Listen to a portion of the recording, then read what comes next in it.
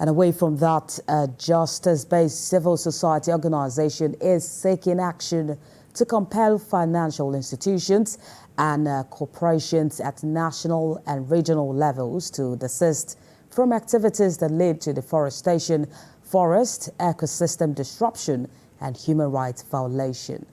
Our correspondent Moyo Thomas has more on this report.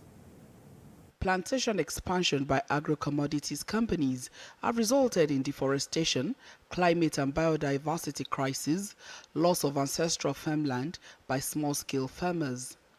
Worse is the violations of human and labor rights in places where there are no stringent laws of engagements. This group, Friends of Earth, says it has closely monitored activities of these agro-commodity companies. Major agro-commodity sectors responsible for these violations and harms are in the timber sector, oil palm, rubber, eucalyptus, and cocoa. The project coordinator says, considering the ECOWAS environmental policy aimed at promoting sustainable environmental management and natural resources, food processes in the region need stringent action. So when the forest is cut down, where do they depend on? When the rivers are polluted by agrotoxins, how do they survive?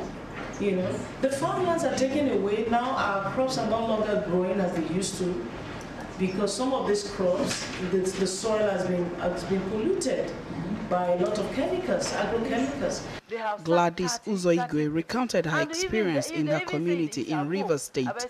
She says a company took the land of 11 communities and paid 600 naira as compensation.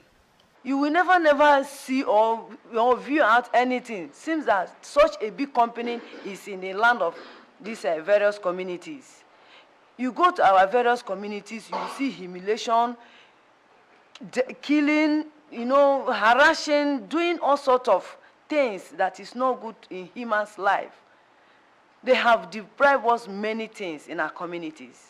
Even as it stands now, the kind of chemical they use in that plantation, it affects the remaining land that remains for us. Whenever we sow seed, we got nothing. Members of Parliament agrees there may be need to seek a balance between food production and food processing, as they are both important for sustainable development. With adequate legislation and implementation in place, it is certain that land grabbing and exploitation will end in the region. Moyo Thomas, TVC News, Abuja.